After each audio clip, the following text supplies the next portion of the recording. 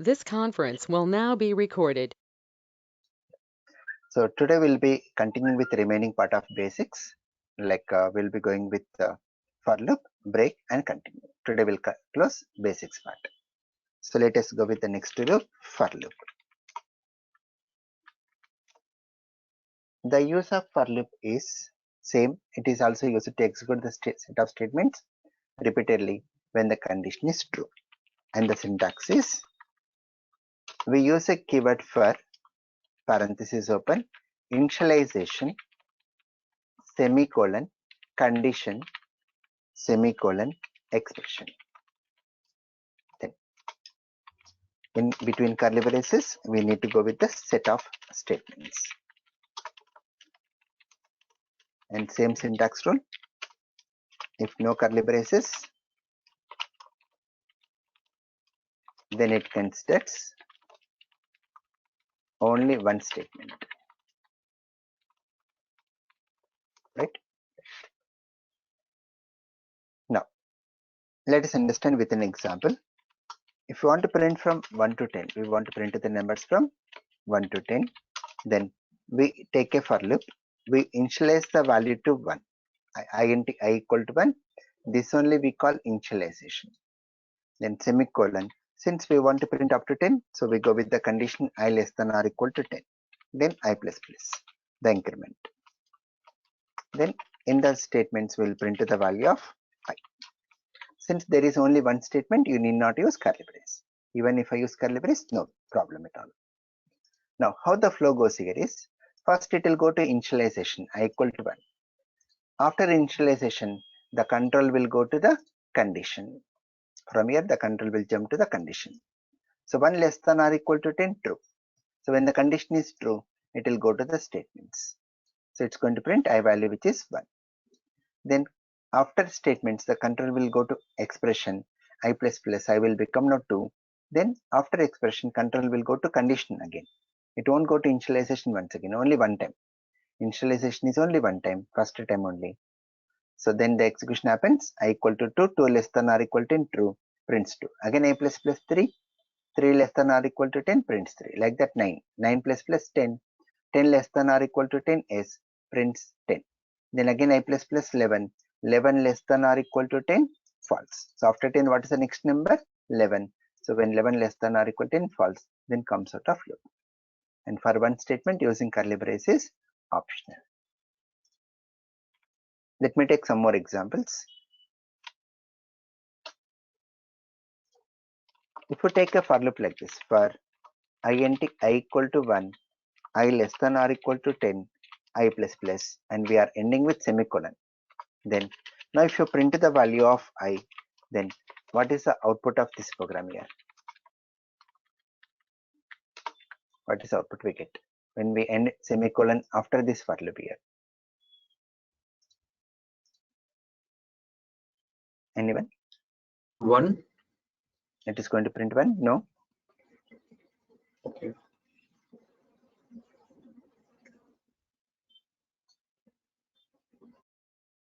Yes. Good one. 11? No?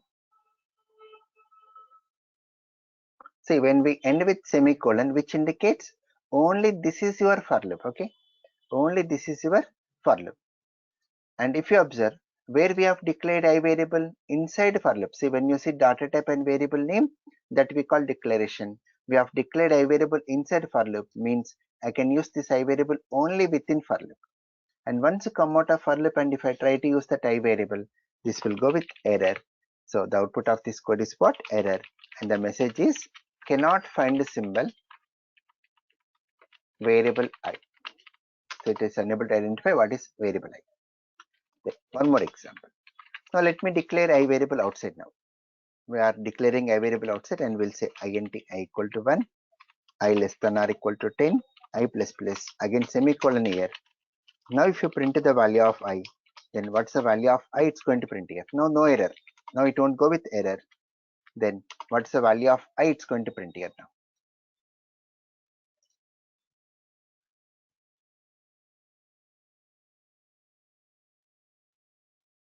Yes, Gunwant, you have answered right? Yeah, default value. Don't think of default here because I've initialized relative to 1 year. So don't think of default concept here. One. Okay, yeah. One is initialized here, so it's 1. No. No. 0. 10. No. Not 10. 10. Near to the answer. 11 maybe. 11, right? Just now you said Gunavanth, right? For the previous one, same thing here. Yeah. Here it will come 11. So this case will go with error, but this case it will be 11. See here, understand. How many statements are there in for loop? Same, no statements. Only this is your for loop because we have ended with semicolon. So this statement will get executed only when the for loop is completed. When the for loop is completed, when the condition becomes false. When condition becomes false, when a value becomes more than 10, that is 11. So 11 less than or equal to 10 false comes out and prints a value 11. Okay, I'm elaborating one more time properly. See here, first I is 1. It checks the condition 1 less than or equal to 10 s. Since no statements, it will go to expression I plus plus 2. 2 less than or equal to 10 s. Again I plus plus 3. Like that 9. 9 plus plus 10. 10 less than or equal to 10 s. Then again I plus plus 11. 11 less than or equal to 10. Now false comes out and prints a value which is 11. Clear everyone? These two examples? Yes. Yes. Right? Same questions I'm going to ask in tomorrow's class also. Now, let us see some example program using this for loop. Write a program to find the factorial of a given number. If you say 5 factorial, what it means? 5 into 4 into 3 into 2 into 1. So multiplying from given number to 1 or 1 to given number will give the factorial. In this, what type of operation we are doing here? Multiplication. So what you do? Take a variable, initialize the value to 1. If you initialize the value to 0, something multiplied by 0 is 0 only. That's the reason we have to initialize with 1. Let me elaborate with the code.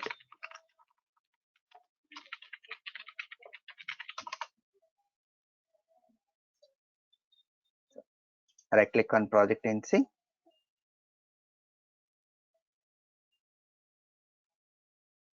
New class. Factorial with main method.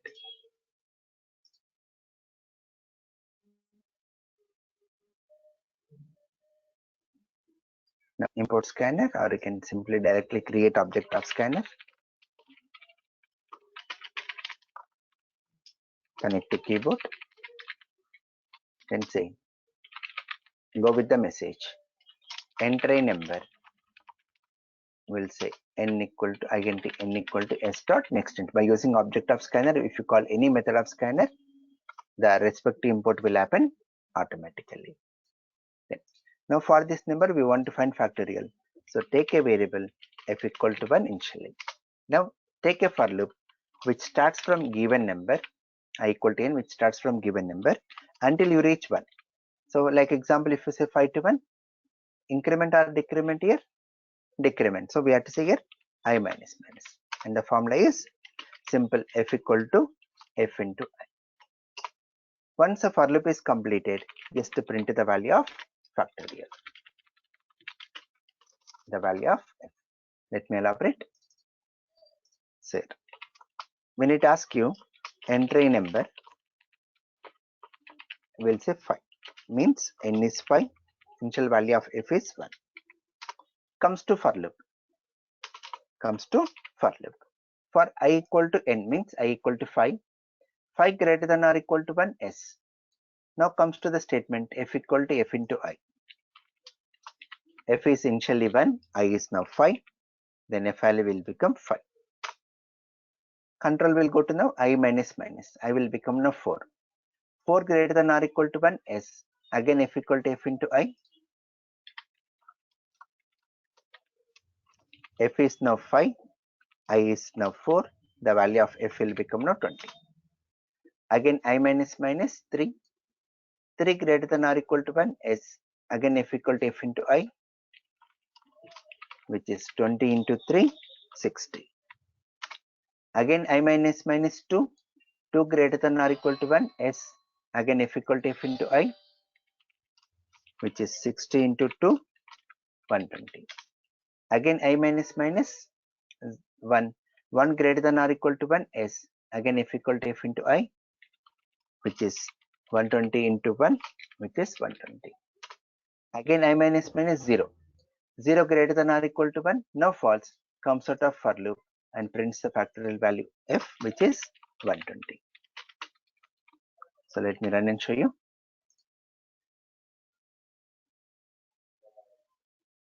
If you take the number as 5, the factorial is 120.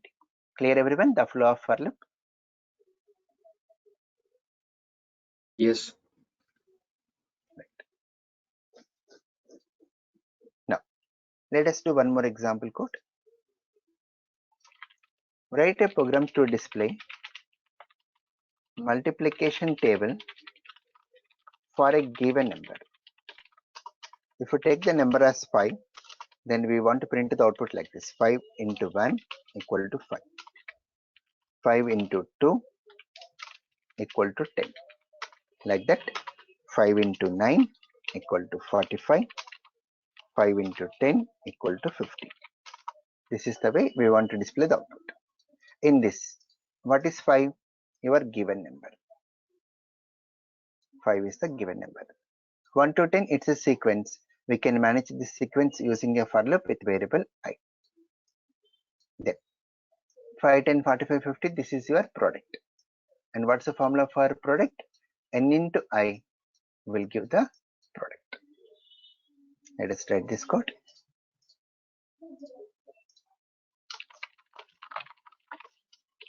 mtable.java.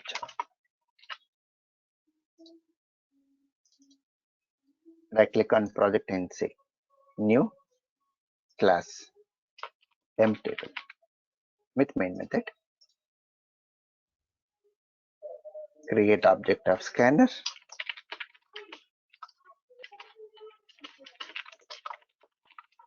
Connect to keyboard. Accept a number. int n equal to s dot next. So for this number we want to print the table. So simple. For int I equal to 1, I less than or equal to 10, I plus plus. Then say int p equal to what's the formula? N into I will give the product.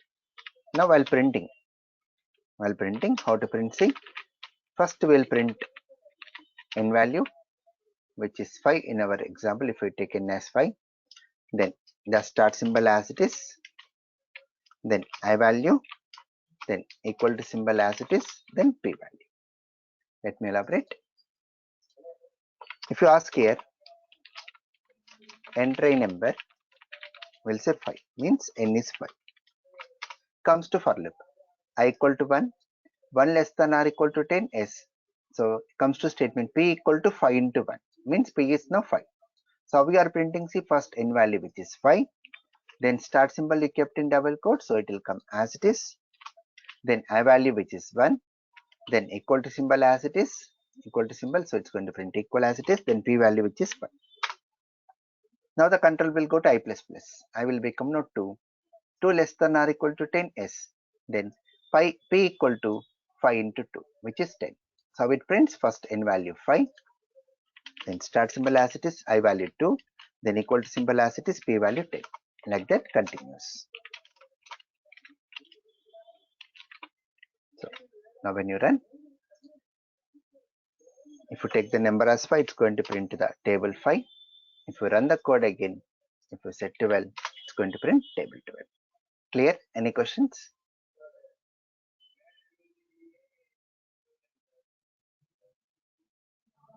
No.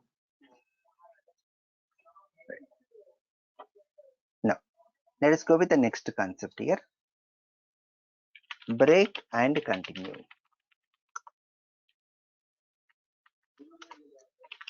Break is used to come out of loop. Continue is used to continue the loop. Break is for what? To come out of loop, and continue is to continue the loop. Like example, If you take while some condition and with some statements,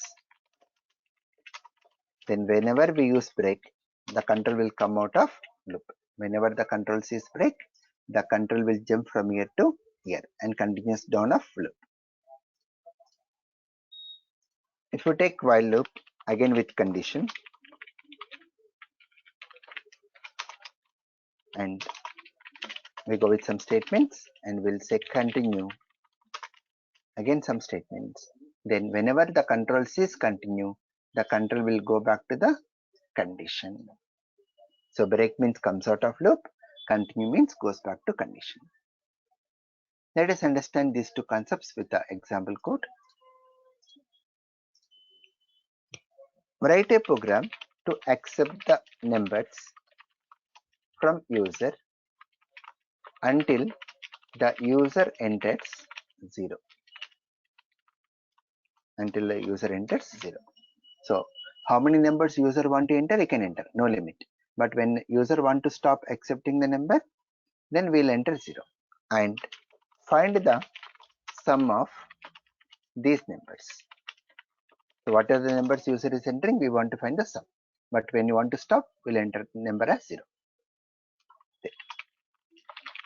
So we'll go with the code break demo.java. Open Eclipse.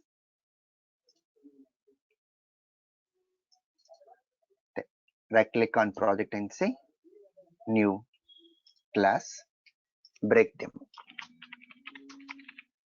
with main method.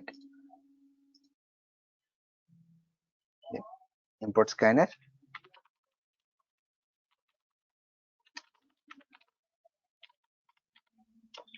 Create object of scanner. Connect to keyboard. Go with the variables like n and initial value of sum as 0. Then take a loop while true. See here, observe the condition we said while true. True means the condition is always true here. This type of loops we call it as infinite loop. This type of loop we call infinite loop. Infinite loop means continuously repeats. Then when you go for infinite loop, there should be some way to come out of the loop, that is break here. Inside the loop, accept the number. Enter a number. To stop, enter 0. To stop, enter 0. Then we'll say n equal to s dot next int. After accepting number, we have to check whether that number is 0 or not. Because if number 0, we should terminate. So we have to check here. If the given number is 0, then we terminate loop using break. If it is not 0, we'll add it to sum. That's it. Once you come out of for loop, we'll just print the value of sum here. See here, let me explain. Initially, sum is 0. While true means infinite loop.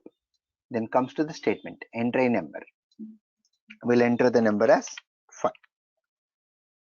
If condition 5 equal to 0, no. Then that 5 will be added to sum. Sum equal to 0 plus 5. Now the sum is 5. Again the loop repeats. Again the condition is true. It will ask for a number. We'll say now 8. 8 equal to 0, no. Then it will add that 8 to the previous sum 5. Now the sum will become 13. Again the loop repeats. Again it will ask for a number. We'll say now 6. 6 equal to 0, no. Then that 6 will be added to the previous sum 13. Now the sum will become 19. Again the loop repeats. Now this time we'll enter the number as 0. 0 equal to 0, yes. Now by seeing break, it comes out of loop and prints the value of sum, which is what? 19 for us. So let me run and show you. First number we are seeing 5, second number 8, third number 6, and now 0. Then sum is 19. Clear the need of break concept, the break keyword?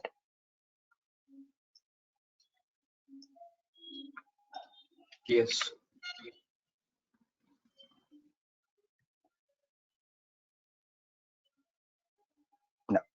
Let us go with the next one. Write a program to display the following output. We want to display the numbers from 1 to 10. You want to display the numbers from 1 to 10. In this between 1 to 10, one number is missing. Can you identify that? 5. 5. 5 is missing. So we want to print from 1 to 10 except 5. Let us go with the code. Continue demo.java. Right click on project and say new class continue demo with main method. Now, here we'll take a variable int I equal to 1. Then we'll take the loop while I less than or equal to 10.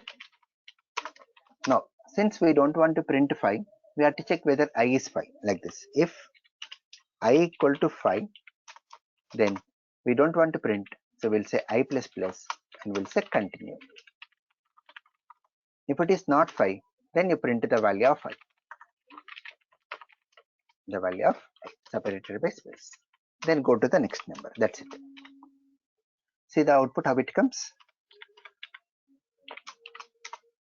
First, I is what? 1.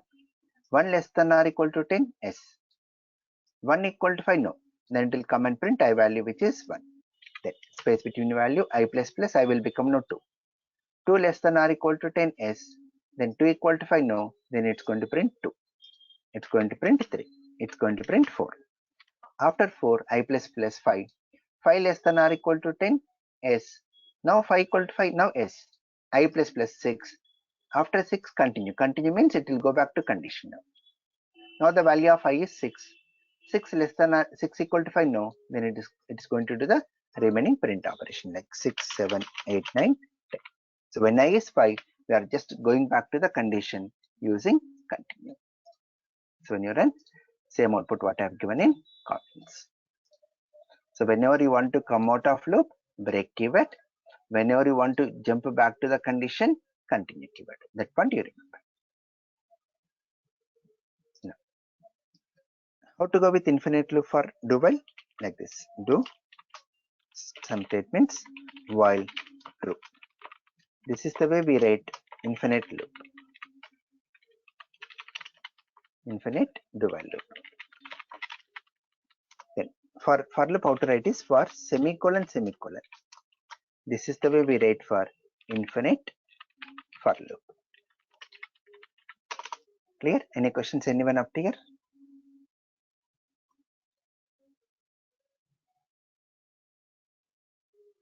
No.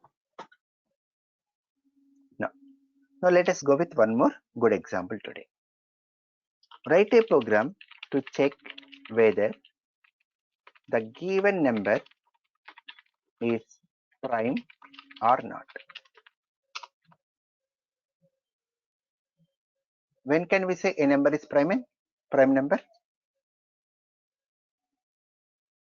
When a number is divisible by itself and 1. Right. When the number is divisible by 1 and itself, that numbers are prime. No other factors except 1 and itself. So let us understand the logic of this code.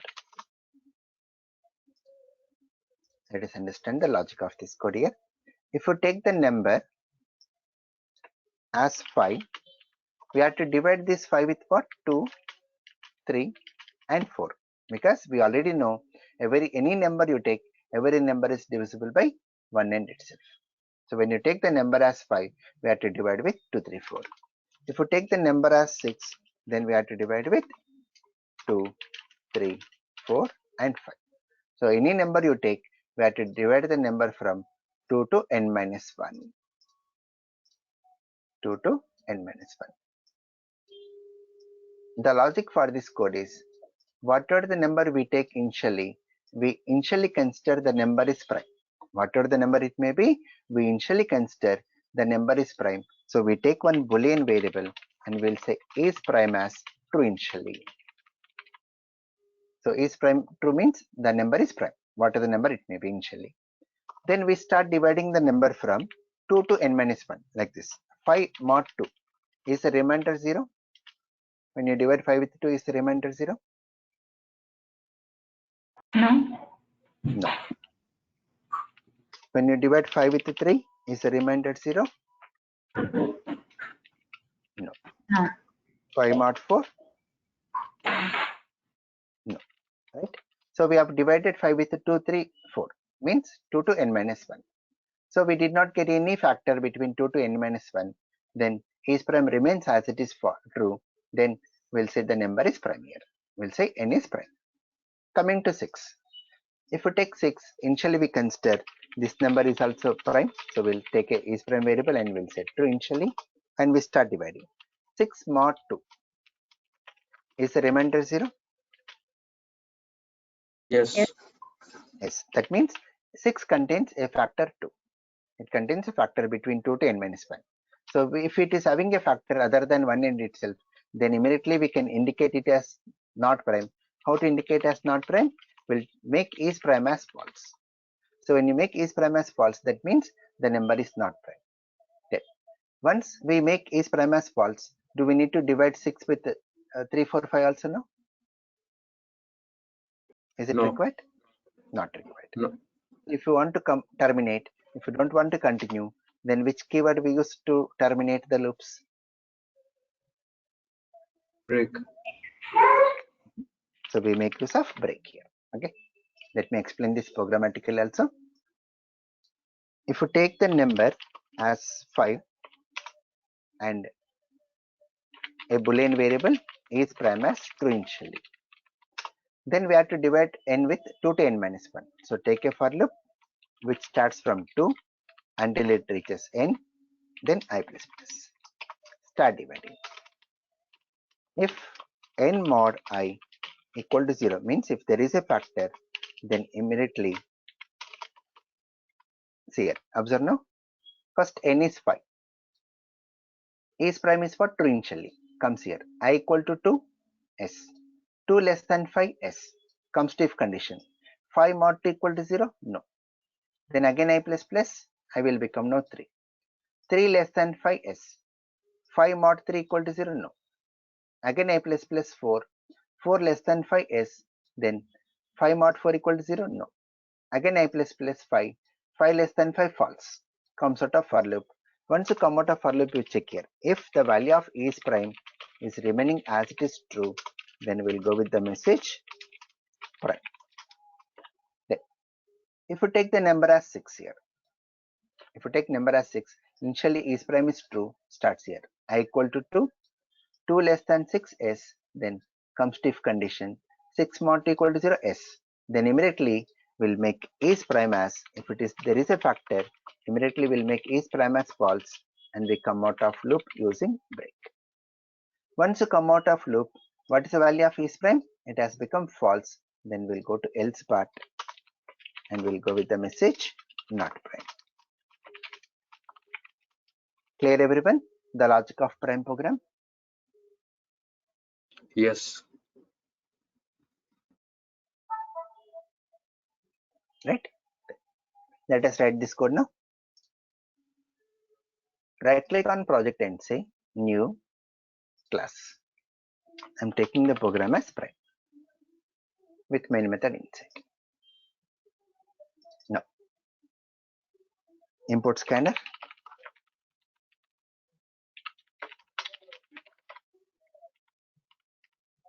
Now create object of scanner. Connect to keyboard. Then accept the number. Enter a number. We'll say int n equal to s dot next. Now whatever the number we have taken, we have to check whether that number is prime or not. So take a boolean variable and say is prime as true initially. Then start dividing number with 2 to n minus 1 like this. For int I equal to 2, I less than n, I plus plus. Then say if n mod I equal to 0, if there is a factor, immediately we'll make is prime as false. then come out of loop using break.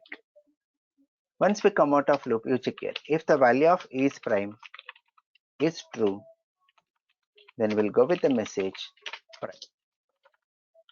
Else, if value of is prime has become false, we'll go with the message not prime.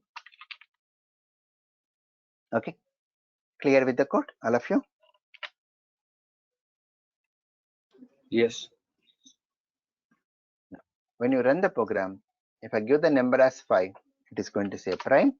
If you run the code again, if you give the number as 6, it will say not prime. Now, understand carefully. Now, I want to make my code reusable. Means whatever the logic I've written here to check whether the number is prime or not, this logic, I want to make it reusable. Means I want to take this piece of code and reuse this piece of code in some other program. So, is it possible now? Can I reuse this piece of code in some other program now? Not possible at all. Because if you write every code, if you write everything inside the main, if you write every code inside the main, like taking input, doing some logic and displaying output, if you do everything inside the main or any other method, the code will not become reusable. How to make our code reusable means we have to think in the terms of methods. Means we have to create user-defined methods. So just to take this logic out, then take a method here, prime, take a method prime and put the logic inside the method. Just any method name, your wish. So just to take any method name, XYZ, go with the parenthesis and put the logic inside the method. This is the logic here. But in order to check whether the number is prime or not, what I should do? I have to pass that number to this prime. What is the input for this?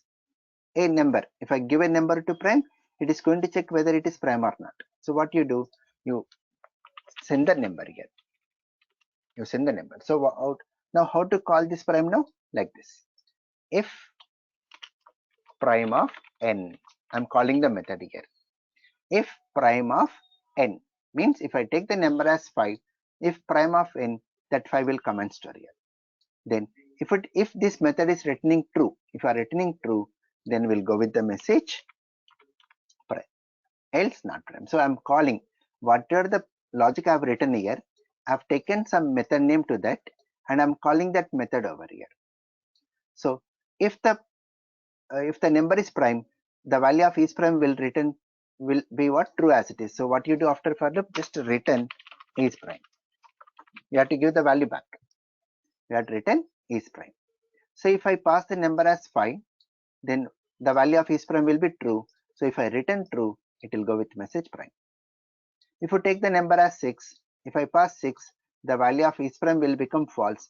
Then I'm going to return here false. If you return false, it will be not prime. So what is the use of return keyword? To return a value outside of your method. Then what is the return type of prime method here? Anyone? Boolean. What is the return type? Boolean, because you are returning true or false. So the return type of prime method is Boolean. Okay. Then is main method static? Is main method static? Yes. Yes. Yes. So main is static. So inside a static method, if you call any other method directly, the syntax rule is the other method also should be static only. It's a syntax rule. So now the error will go off. What is the point? A static method can access only other static members directly. Got it, everyone? How to start writing the methods like this? Just to take the code, take the logic and give some method name to that logic. That's it. And if you are returning something, return it. So I've given some assignments previously like sum of digits program. So all those things you try to do with methods now. All the previous programs, whatever I've given as assignment or whatever the programs I discussed up to now, every program you can convert into methods. Just to take the logic and give some method name to that. Then when you go for methods, we are having some more advantages. The advantages is we can even reduce the code also. I need not take this is prime variable at all. I need not take. If there is a factor, then what I should return? False, right? If there is a factor, what I should return? False. False indicates not prime.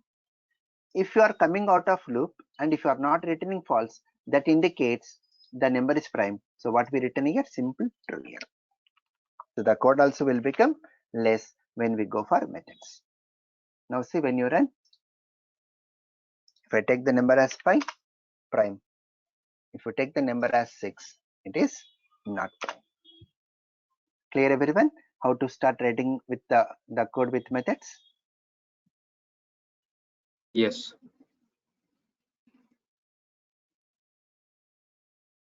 Right? Now let us see how this code will become reusable now. How to make this code reusable when I convert the logic inside a method, when I put the logic inside a method. For that, let us take one more example code. Write a program to find sum of prime numbers from 2 to 100.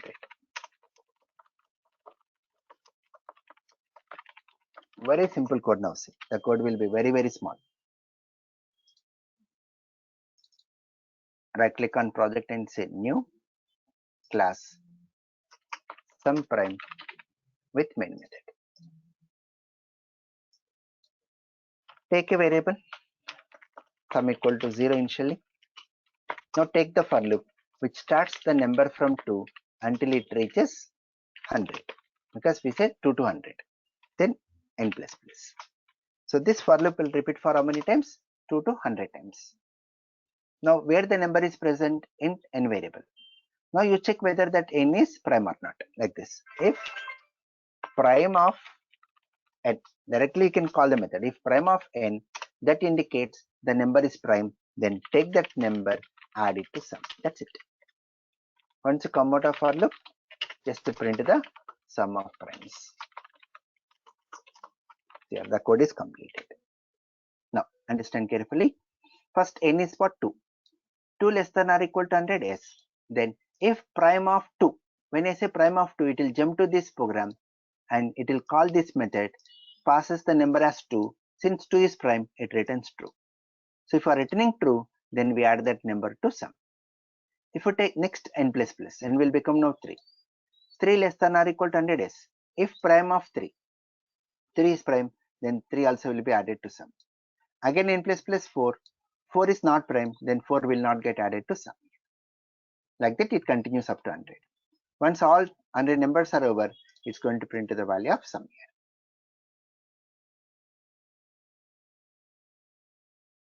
here. One more syntax rule. Since this prime method belongs to prime class, and since it is static, I can call this method with the class name also. I can call the method with the class name. Or we have to create object of prime and call it. What is the point? Syntax rule. A static method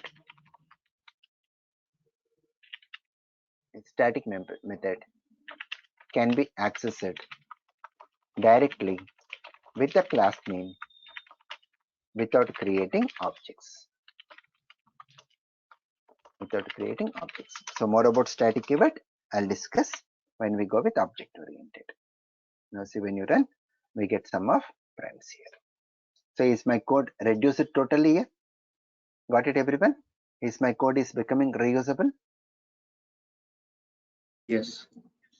Yes, right? So that's the advantage of going with methods. So always, whenever you are doing some applications, whatever the logic you are performing, you put that in a method and you can call that method wherever it is required. Don't do everything inside main method, not correct way of writing code. Main method should do only accepting input, call the other methods and display output. That is the best way of writing the programs. Any questions, anyone?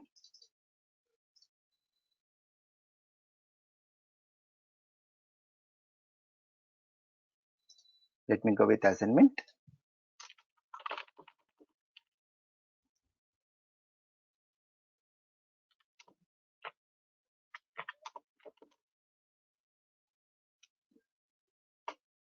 Write a program to display the following output. We should draw a line. Say here number then factorial. Then again we have to draw a line. Under number, we should go with the numbers like 1. Factorial of 1 is 1.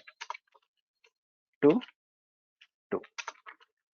3, 6. 4, 24. 5, 120. Then, now we have to draw the line again and say sum equal to sum of all these factorials is 153. Okay, when you run, this output should come directly. Now, write a program to display multiplication tables from 1 to 10. So we have to take two loops here. One loop to take numbers from 1 to 10, and one more loop will take care of printing the numbers of 1, 2, 3 like that, 10. One loop should take numbers, one more loop should print the table for that number. Clear with the assignment? Any questions?